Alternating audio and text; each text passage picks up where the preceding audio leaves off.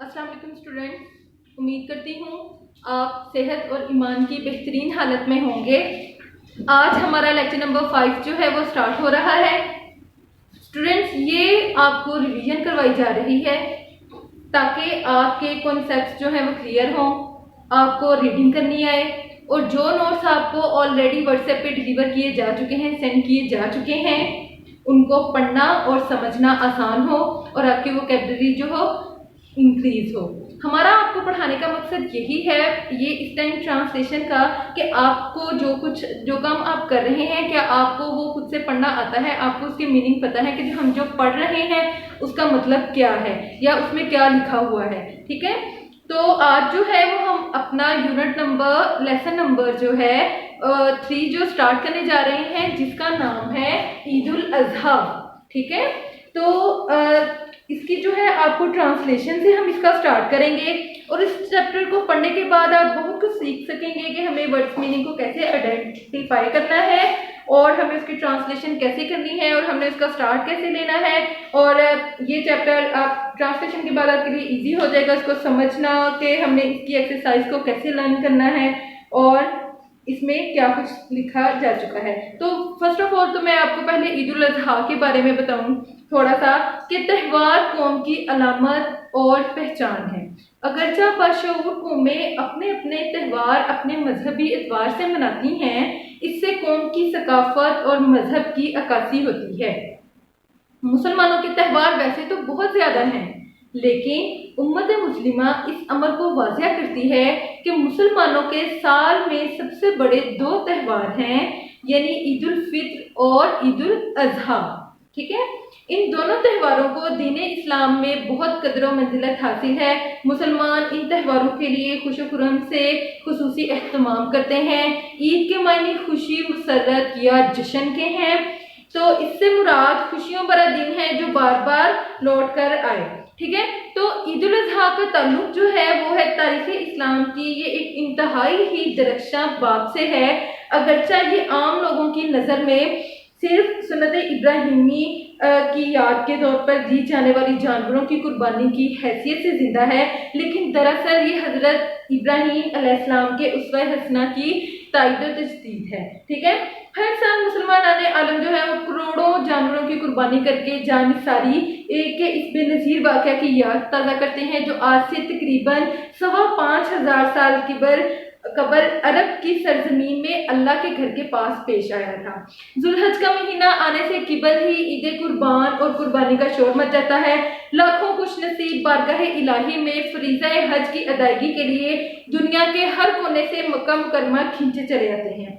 ताहम करोड़ों मुसलमान अपनी ईमानी और रूहानी तस्कीन के हुसूल के लिए सुन्नत मुस्तफ़ा सल्लल्लाहु अलैहि वसल्लम की पैरवी करते हुए इस अजीम वाक़या की याद ताज़ा रखते और इंतहाई ज़ौक़ शौक़ के साथ हर साल जानवरों की कुर्बानी करते हैं, ताकि सैयदना इब्राहीम अलैहिस्सलाम, उनके फर्जंद सैयदना इस्माईल अलैहिस्सलाम और आपके खानवादे की रज़ाए इलाही के लिए की गई अजीम कुर्बानी की याद हमेशा जिंदा रहे। ठीक है, जैसा कि आप नाम से तो वाकिफ हैं कि ईद उल अजहा एक मजहबी त्यौहार है, मुसलमानों का ऐसा त्यौहार जिसमें मुसलमान अल्लाह ताला की राह में कुर्बानी करते हैं। किसकी याद में? हजरत इब्राहीम अलैहिस्सलाम और हजरत इस्माईल अलैहिस्सलाम की याद में। तो वो तमाम चीज़ें जो ईद उल अजहा के हवाले से होती हैं हम इस चैप्टर में डिस्कस करेंगे। ठीक है, तो आइए अब हम स्टार्ट करते हैं पैराग्राफ नंबर 1 से। यकीनन आप लोगों ने अपनी बुक्स जो है अपने पास रखी हुई होंगी, ताकि आप लोग मेरे साथ साथ रीडिंग करें और मैं ट्रांसलेशन कर चीज़ें आपको इसकी समझ आए और आप साथ साथ में उसके डिफिकल्ट वर्ड्स के मीनिंग्स लिखते जाएं। ठीक है, तो आप लोगों ने अपनी बुक्स अपने पास रखनी है। अब हम स्टार्ट करते हैं पैराग्राफ नंबर 1 से। अ फेस्टिवल और a cultural event is a celebration of an occasion to create a sense of brotherhood, selflessness, peace and sacrifice among the people। त्यौहार या कोई सकाफती त्यौहार एक ऐसे मौके की तकरीब है जो लोगों में भाईचारा, बेगर्जी, अमन और कुर्बानी का शऊर पैदा करती है। ठीक है, The celebrations allow the people to rejoice themselves by living the daily routines। ये तकरीबात लोगों को मौका मौका फ्राहम करती हैं कि वो अपने रोजमर्रा के मामूलात which have made their life dull and boring, जिनकी वजह से उनकी जिंदगी बोरिंग और बेरंग हो चुकी है, को छोड़कर खुशी मनाएं। ठीक है, तो इस फर्स्ट पैराग्राफ में जो है वो हम लोगों ने इसमें क्या बताया जा रहा है कि एक त्यौहार जो है वो कल्चरल हो या मजहबी, इस्लामिक हो या सकाफती, वो ऐसा इवेंट होता है जो कि मुसलमान लोगों के दरमियान एक मोहब्बत और एक खुशी पैदा करता है, चाहे वो क्रिश्चियंस का हो या मुस्लिम्स का, चाहे वो हिंदूज का हो या किसी भी और मजहब का हो। वो क्या करता है, वो खुशी पैदा करता है, उन लोगों के दरमियान एक मुत्हिद होने का एक ऐसा जरिया है, जो एक ऐसा फेस्टिवल होता है जो कि उनके दरमियान मोहब्बत पैदा करता है।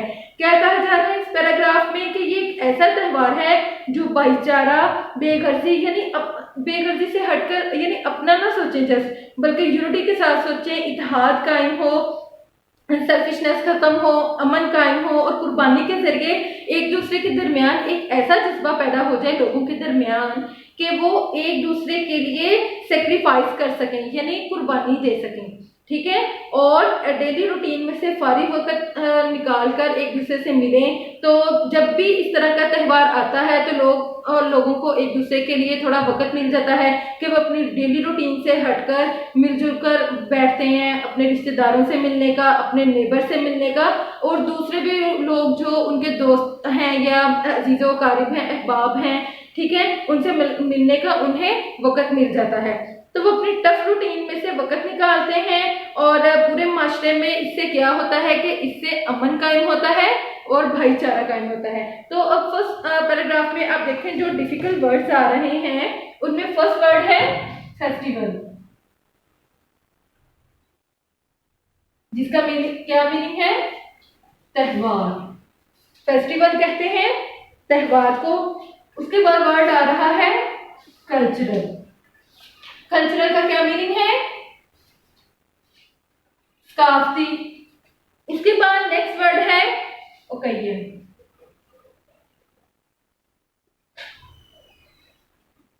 ठीक है, और ओकेजन का क्या मीनिंग है, मौका या तकरीब। ठीक है, और उससे नेक्स्ट वर्ड है ब्रदरहुड। ब्रदरहुड का क्या मीनिंग है, भाईचारा। उससे नेक्स्ट वर्ड आ रहा है सेल्फलेसनेस।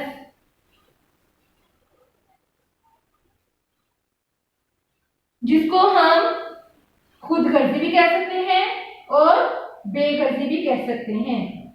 ठीक है, आप ये दोनों मीनिंग ही लिख सकते हैं, खुदगर्जी भी और बेगर्जी भी। नेक्स्ट वर्ड है पीस। पीस का मीनिंग है अमन। उससे नेक्स्ट वर्ड है सेक्रीफाइस। सेक्रीफाइस का क्या मीनिंग है, कुर्बानी। ठीक है, उसके बाद जो है वो नेक्स्ट वर्ड आ रहा है रिजॉइस। रिजॉइस का क्या मीनिंग है, खुश होना। ठीक है, और नेक्स्ट वर्ड है डल। डल क्या है, बेरंग।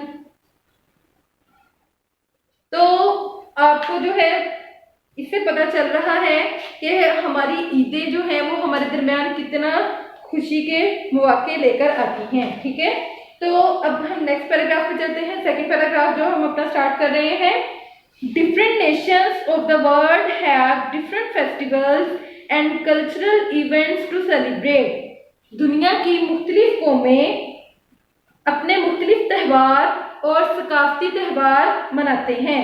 Muslims of the world have two festivals which are celebrated with great religious devotion। ठीक है, दुनिया के मुसलमानों के दो त्यौहार हैं जो बड़ी मजहबी अकीदत से मनाए जाते हैं। One is known as Eid ul Fitr उनमें से एक Eid ul Fitr, while the other is known as Eid ul Azha, जबकि दूसरा त्योहार ईद उल अजहा है। ठीक है, अब देखें इसके अंदर जो डिफिकल्ट वर्ड्स आ रहे हैं सेकंड पैराग्राफ में। फर्स्ट वर्ड है नेशन, नेशंस वर्ड आ रहा है, वो है, उसका मीनिंग है कौमें। नेक्स्ट वर्ड आ रहा है रिलीजियस डिवोशन,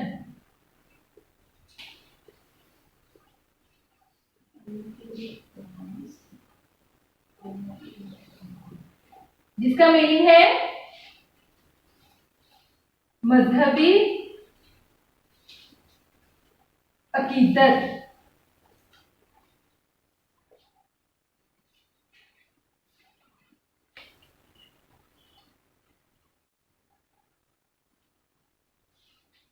ठीक है, और यहाँ पे अगर हम कर लेते हैं इन नेशन,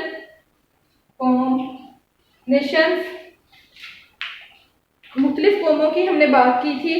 ठीक है, अब जो है वो हम अपने थर्ड इसमें क्या बताया गया है सेकंड पैराग्राफ में कि पूरी दुनिया में जो मुख्तलिफ कौमें हैं, मुख्तलिफ मज़ाहिब हैं, या जो भी लोग हैं उनके डिफरेंट ओकेजन्स हैं, फेस्टिवल्स हैं, वो सकाफती भी हैं और मजहबी भी हैं। ठीक है, फिर ये बताया जाता है कि दुनिया के जो मुसलमान हैं उनके दो त्यौहार हैं, वो जो दो हमारी ईदें हैं, ईद उल फित्र और ईद उल अजहा, यानी ये ऐसे त्यौहार हैं जो मुसलमानों में खुशी, अमन और भाईचारा पैदा करते हैं। जैसा कि हमने पहले पैराग्राफ में पढ़ा है कि ये ईद मुसलमानों में यूनिटी को बढ़ाती है और इस इवेंट को मुसलमान मजहबी अकीदत और जोशो जज्बे से मनाते हैं। अब देखें इसके जो है वो हम थर्ड पैराग्राफ पे चलते हैं।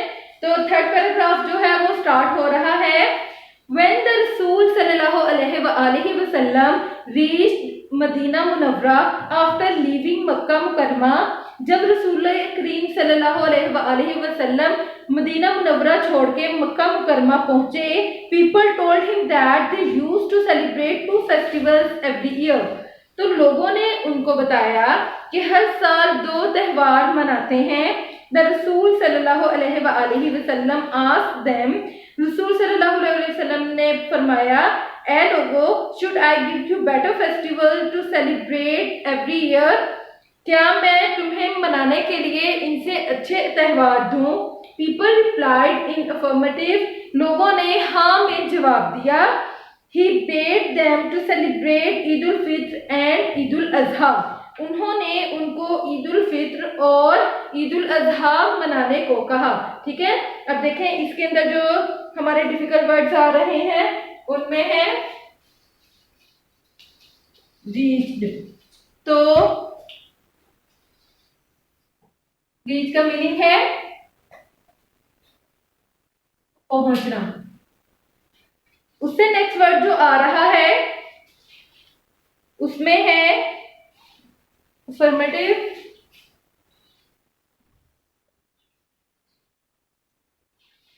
जिसका मीनिंग है मुस्बत अंदाज में, यानी कि हाँ के जवाब में। ठीक है, उसके बाद वर्ड है बेड, जिसका मीनिंग है कहा या हुक्म दिया। ठीक है, उसके बाद देखें इस पैराग्राफ में क्या बताया जा रहा है कि रसूल सल्लल्लाहु अलैहि वसल्लम जब मदीना वापस पहुंचे मक्का मुकरमा से, तो उन लोगों की तरफ से ये कहा गया कि मुसलमान हर साल 2 त्यौहार मनाते हैं। तो रसूल सल्लल्लाहु अलैहि वसल्लम ने आगे से क्या जवाब दिया?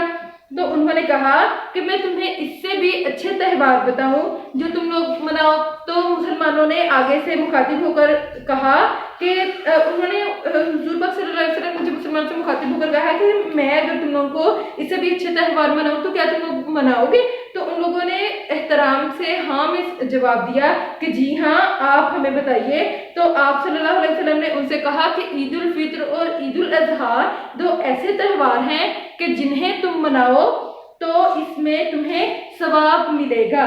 ठीक है, अब देखें इसके अंदर क्वेश्चन भी आ रहा है कि व्हाट डिड द रसूल ask the people of Medina Munawwara. ठीक है, द रसूल ask the people of Medina Munawwara, should I give you better festivals to celebrate every year? People replied in affirmative. He bade them to celebrate Eid ul Fitr and Eid ul Adha. रसूल सल्लल्लाहु अलैहि वसल्लम ने मक्का के लोगों से पूछा, ए लोगों, मैं तुम्हें मनाने के लिए उनसे बेहतर त्यौहार दूं?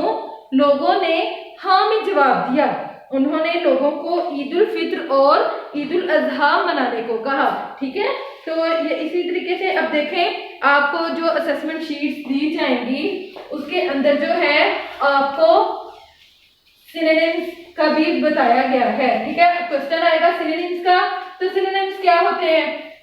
सिनोनिम्स होते हैं ऑपोजिट वर्ड्स। ठीक है, तो इसमें देखिए क्वेश्चन आ रहा है कि find the synonyms of the following words. तो हम सिनोनिम्स करते हैं। फर्स्ट वर्ड जो है देखें इसमें आ रहा है फेस्टिवल। फेस्टिवल एक त्यौहार को कहते हैं कि इसका मीनिंग है डे ऑफ सेलिब्रेशन। तो हमने इससे मुतजाद अल्फाज बताने हैं। ठीक है, तो उससे मुतजाद अल्फाज जो बन रहे हैं फेस्टिवल का, उसमें फर्स्ट आ जाता है एनिवर्सरी, फीस्ट आ जाता है, गाला या कोई सा भी इवेंट। ठीक है, उससे हम कंपटीशन भी इसमें ला सकते हैं।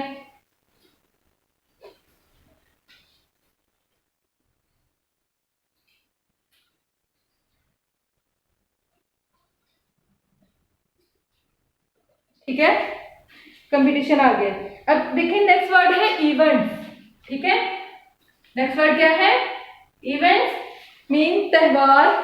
ठीक है, थिंग्स दैट हैपन इसका मीनिंग है। फिर अब इसमें डिफरेंट जो है उसमें आ जाएगा, क्या आ जाएंगे उसके ऑपोजिट? इंसिडेंट आ जाएगा, उसके अलावा ओकेजन आ जाएगा। ठीक है, उसके अलावा इसके अंदर कुछ भी मीन कोई हैपनिंग हो जाती है,